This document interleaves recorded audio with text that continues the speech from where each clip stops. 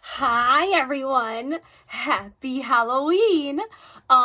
Yes, today as I'm recording this is the day of Halloween, and I put on a nice festive sweater for the occasion. Today is the final day of the Halloween marathon, and I thought what better way to finish off this special occasion than to wrap everything up with a well-known classic that everybody adores.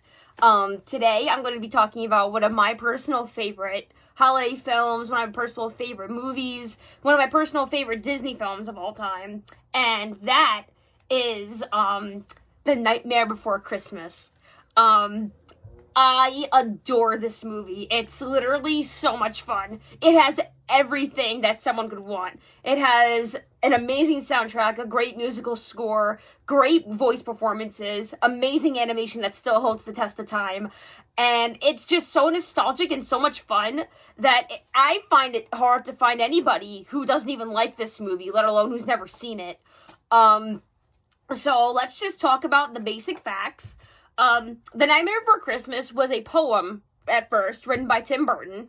So let me clear up this misconception right away. So The Nightmare Before Christmas, it was written by Tim Burton originally. It was a poem first by Tim Burton, a picture book for children. And then the film was directed by Henry Selick, who's a famous director who's known mostly for his work on Coraline.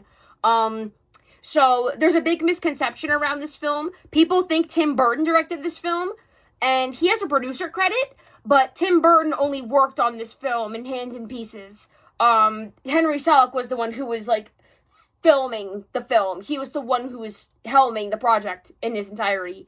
So Henry Selick was the director. Touchstone Pictures was the production company. It's another Disney movie company that releases more mature films under the Disney umbrella as to make it more of a wider audience range instead of the main Walt Disney production company, because at the time they thought this movie was going to be a little too intense for kids. So the voice cast for this movie's off the charts. We have Chris Sarandon, who voices Jack as his regular speaking voice, but we also have Danny Elfman, who is both the composer of the musical score for this movie and the singing voice of Jack. We have Catherine O'Hara as Sally. We have the late, great Ken Page as Oogie Boogie, Glenn Shaddix as the mayor, William Hickey as Dr. Finkelstein, and Edward Ivory as Santa, along with Paul Reubens playing one of the trick-or-treater kids. So, this movie came out on October 9th, 1993, and this film, when it first came out, it was kind of popular. I mean, the popularity was there, but it wasn't until, later on in life, I guess, that the movie's, long-lasting effects really started to, come into play, and people started recognizing it as an instant classic. So, when this movie first came out, people didn't know whether to classify this as a Halloween film or a Christmas film or both. I consider it both because it has both elements of the holidays in the film. But I prefer to watch this movie on Halloween rather than Christmas because it's more of a Halloween feeling film than it is a Christmas film. Christmas plays a big part in the movie's identity, but it's mostly a Halloween flick. So the legacy of Nightmare Before Christmas is not to be precedented. It's everywhere nowadays. Literally everywhere. It's basically a staple of the Hot Topic empire. It's everywhere during the holidays at Disney World and Disneyland. It takes over the Haunted Mansion ride every Christmas. And it's just such a popular movie that, like I said, I'd find it hard to find anybody who's never seen it. So my experience with this movie as a kid, I used to be mesmerized by the way the stop motion moved. I used to be so mesmerized by the character designs and the backgrounds and the music especially. Danny Elfman, this was his first musical composer for this project. He had just left his band, Oingo Boingo, and he had never composed anything before. This was his first feature film project. and he made one hell of an iconic soundtrack. You literally cannot put Danny Elfman without Tim Burton's projects anymore. It's literally a staple of the Tim Burton kind of movie cinematic universe, if you want to call it that. Literally anything Danny Elfman composes sounds golden. It's hard to describe, because Danny Elfman has this way with music, especially when he had his band Oingo Boingo. It had such a unique sound whenever he performs. You just instantly know it's Danny Elfman. Whether it be his work on Edward Scissorhands or Sweeney Todd, or even the Alice in Wonderland live-action reboot, you just instantly know. If you hear a Danny Elfman soundtrack, you know it's going to be Danny Elfman. It's the way the symphony kind of sounds, the way the violins and the pianos kind of play. I don't talk about music that well, but I hope I'm making sense. Let me talk about some of the characters. So a lot of the time, people kind of talk about the movie and they talk about how iconic Sally and Jack are, and they talk about them being such an iconic couple, but we don't really get into the nitty-gritty of why they're so popular and so beloved.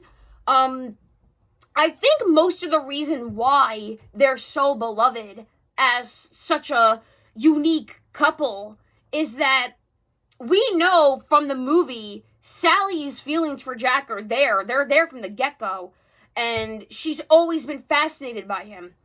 And I enjoy the fact that she doesn't constantly hammer it in that, like, she's just so obsessed with him. Because, let me talk about Sally for a second, actually. As an adult, watching this movie recently, with the perspective of an adult, I kind of always just saw Sally as just kind of like the stereotypical kind of main female heroine. But it wasn't until I was starting to put it into perspective of what kind of character Sally is that she's kind of special in the way she's written. So, for those of you who don't know, there used to be this show on Disney Plus called Prop Culture. I will never forgive Disney Plus for getting rid of that show. That was the only thing that got me to watch Disney Plus. That was one of my favorite shows. I'm so upset that they got rid of it. It's basically lost media now. They had a segment based on The Nightmare Before Christmas and its history.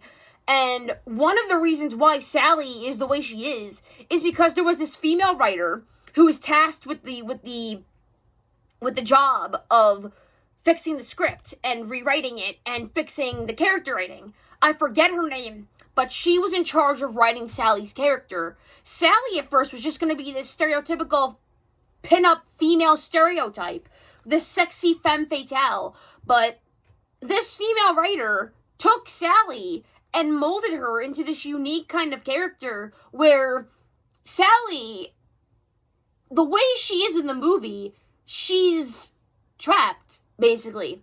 This little test subject in a gilded cage. She's an experiment of Dr. Finkelstein, and she's restless. She literally says she can't help it. All she wants to do is explore and get out and see the world and try to be her own person. But Dr. Finkelstein is so obsessed with keeping her as a pet that he won't have it. He just locks her in her cage all day. It stifles her to the point where she literally has to try to poison the bastard in order to try to escape and live a life.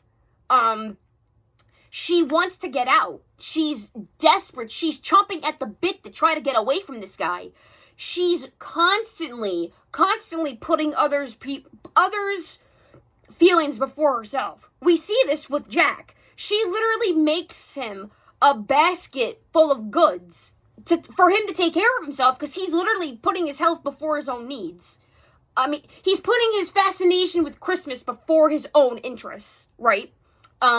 He's literally neglecting his health. And Sally's the only one that sees this, and rather than letting him waste away, she puts his care before her own. She jumps out a friggin' window and breaks her limbs off just to try to friggin' help him. She literally jumps out a window just to make him happy. And one thing I never understood is that with the visions that she's always had, I don't know why they never specified she had visions. That was always something that always confused me a little bit with her character.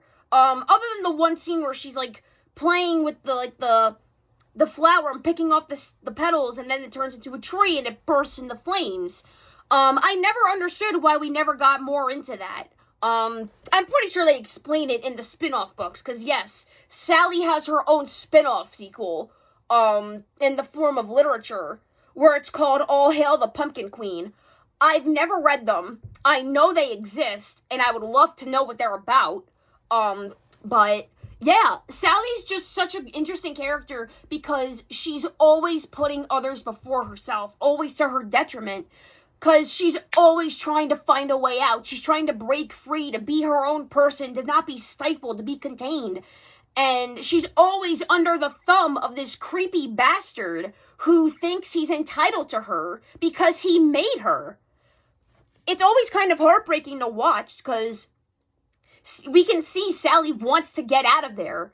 And it's not until she finally manages to slip him and she gets away from him that he finally just gives up on her and considers her a lost cause and just makes a new plaything.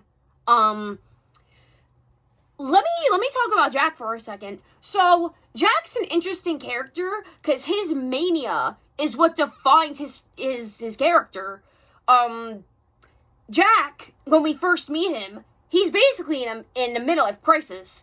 He's been doing the Halloween thing for so long, what's implied to be centuries, is that he's so sick of it. He's literally sick of the same schedule, same routine, same traditions. He's so sick and tired of it. He needs something new. He's literally going nuts because he has nothing new to go off of. He's hailed as a hero. He's a town icon. He's literally seen as more powerful than the goddamn mayor. But he doesn't feel satisfied with himself. He's always miserable. He's depressed. And it's not until he walks into the middle of the woods and he finds the trees with all the different holiday doors and he stumbles through the Christmas one that it kind of gives him an epiphany that he can branch out and change. That he sees something new and he sees this opportunity to try to mold something new with his own hands with this Christmas thing. And he thinks that this Christmas idea, this new holiday, it's going to save him. It drives him literally into mania. It's all he can think about. The Christmas obsession literally drives him to the point of blocking everybody's concerns out. When Sally has that vision and she goes to try to warn him, he's just so obsessed with the Christmas thing, he can't even hear anything else. He thinks it's going to be an amazing send-off. He thinks it's going to go swimmingly. But he doesn't take into consideration that certain things just never mesh. There's a reason why, especially in the real world, people don't tend to mix horror with Christmas most of the time because it's a tonal clash. So, let me explain. So, with certain Christmas movies, some of them have horror elements in them, and sometimes they just never work. Because you have such a festive and joyous holiday like Christmas, and then suddenly you throw in a slasher theme into the mix. It literally throws the whole movie off. It's like, what's the movie about? Is it a Halloween movie? Is it a Christmas horror? The tones just don't mesh well. And when shit hits the fan, inevitably, and the Christmas thing blows up in his face, literally, he gets blown out of the sky, and he's sent careening to his death. It's not until then that he finally snaps out of his obsession, and it kind of sends him this wake-up call of, I gave it my best shot, at least I did my best, and hey, I have plenty of new ideas for next Halloween now. He kind of gets new ideas because of this failure. If at first you don't succeed, try again. And I like the fact that he's a scientist. He takes a more methodical approach to the idea of Christmas. He literally experiments with Christmas decorations in order to try to understand the meaning of Christmas, when it's not literally something you can take apart. It's something you have to learn through experience. It's a feeling. And I love the fact that when he finally meets Santa Claus face to face, he goes, "Oh, you're a person. You don't have claws." It's like he's just like, he's so underwhelmed by the appearance of Santa Claus. He's just like, "Oh, you're not what I expected. I'll just take that hat now." Like, it's just so bizarre and so crazy. He's like, "Oh, you can just take the day off, bud. Like, I got this. You could settle down." We can't talk about this review without mentioning Ken Page.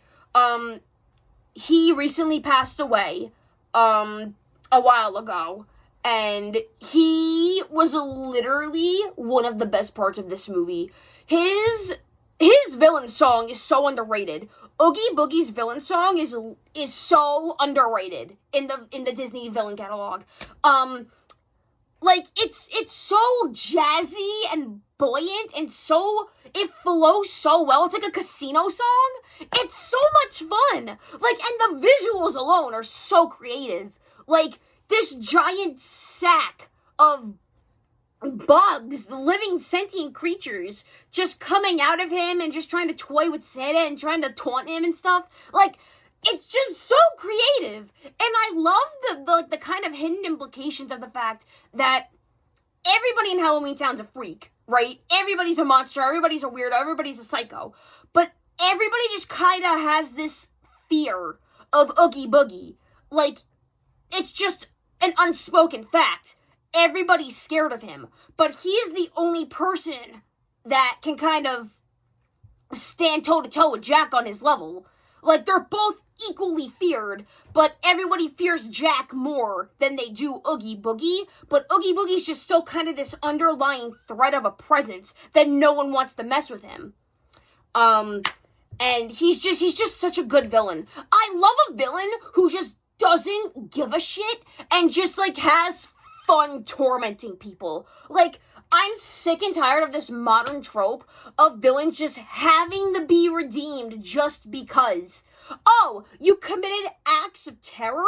Or, oh, you killed people? All's forgiven. Like, She-Ra and the Princesses of Power did that, and it pissed me off. It always just kind of irritated me when bad guys these days, especially in current modern day media, no matter how terrible of a person they are, especially in Disney films, and in Encanto especially, if they abused you, if they hurt you in some way, oh, you're just supposed to forgive them. I love the fact that Oogie Boogie's just kind of just this horrible bastard who's just kind of like, I'm just gonna kill Santa, and I'm just gonna have a ball. Like, I'm just gonna have the time of my life doing it. He's just such an unrepentant bastard, and I love it. Behind the scenes facts, we all know at the end of the movie when Jack takes the string and pulls it off and it gets hooked into the spinning crane thing, that Oogie Boogie's literally a bag of bugs.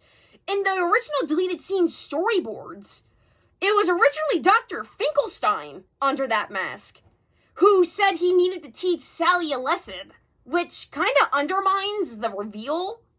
We all know Finkelstein's a bastard, but we didn't need to hammer in the point of, oh, he was Oogie Boogie behind the mask. Like, that makes no sense. I'm glad they kind of cut that out. What else? I guess I'll talk a little bit more about why I love this film. I personally love this film because you can see the amount of passion and love and care that the animators put into it. So from what I understand, this was a small team. I believe this was 20 animators, and they spent countless hours putting this film together, whether it be from the animators themselves, or the stop motion artists, or the set designers, or the script writers, or even the people in charge of making sure all the frames were in place. Everybody who worked on that film, like, left their own little mark. It's from prop culture. We literally got to see some of the animators and what they got to take home after the project. Some of them took home the hills, like the hills from, like, Jack's big lament scene and at the end of the movie. And one of the animators took home one of the characters. I don't know the name of this character. He was the big round guy with the snakes coming out of his head, who, like, kind of had this, like, kind of drum set mouth. We got to see how much care and passion they had for these characters and what they made. Like, they got to take home pieces of this film. Danny Elfman even has a set, or not a set, one of the puppets, the Jack Asana stand. He has the entire thing of Jack Asana in his sleigh with all the undead reindeer.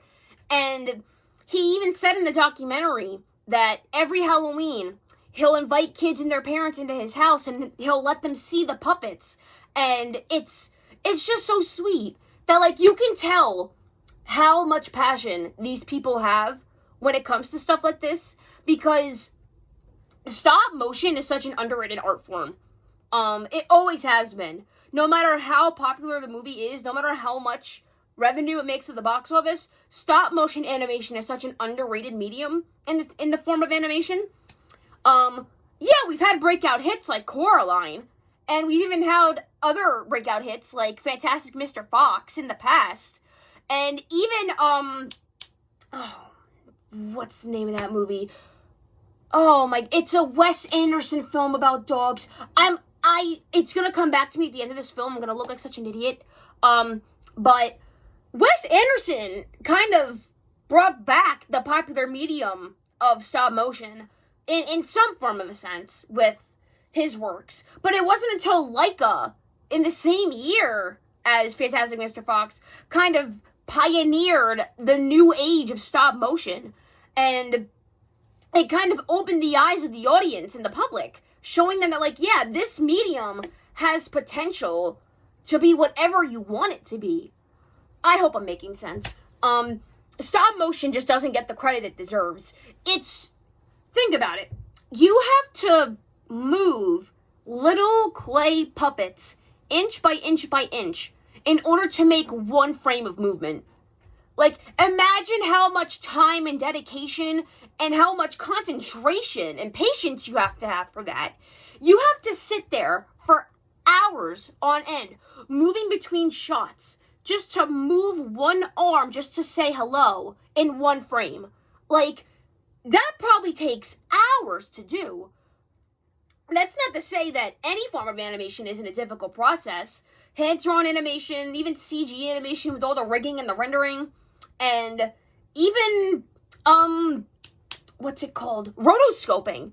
It's not an easy process, but I think there's something a little bit more hands-on and rough with stop motion in particular, that you can kind of see all the little imperfections in each of the puppets, whether it be, like, a little smudge on someone's arm, or a little scuffed piece of paint in the background. You can tell that this was a hands-on, get your hands dirty project.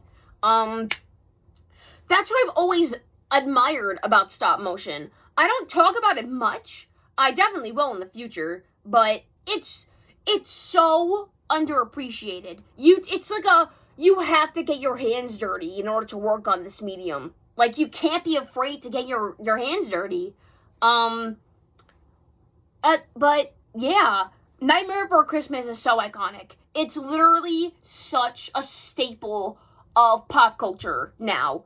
It's everywhere. It's literally everywhere. Merchandise, shirts, plushies, figures, the soundtrack, musicals. It's all over Disney during this time of year. It's literally such a unique film. And it was lightning in a bottle that I don't think will ever be replicated. They had the idea to try to give this a CG sequel at one point. Thank God they didn't go through with it. They preferred to just stick to the book medium instead of the CG route, because my God, that would be terrible. But yeah, The Nightmare Before Christmas is literally a pop culture icon. It's so undisputed in its popularity and its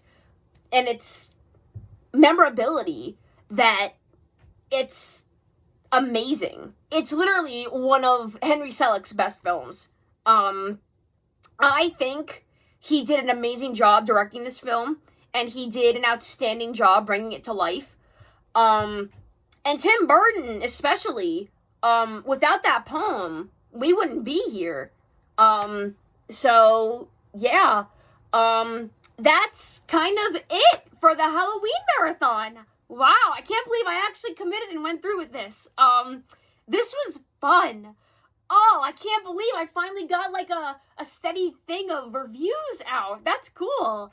Thank you for listening to me ramble for this long. Oh my god, I hope I made sense. I have another thing planned for the next holiday coming up, and it's not Thanksgiving. I am so excited. I'm so excited. I'm so excited to get it started. I'm going to be planning a 12 days of Christmas themed set of reviews. Oh, I'm so stoked. I love Christmas. So yeah, happy Halloween. Have fun. And I hope you guys enjoyed. Watch Nightmare Before Christmas for like the millionth time today or something. I'm going to go enjoy some candy and just watch some Halloween flicks. Yeah, so bye.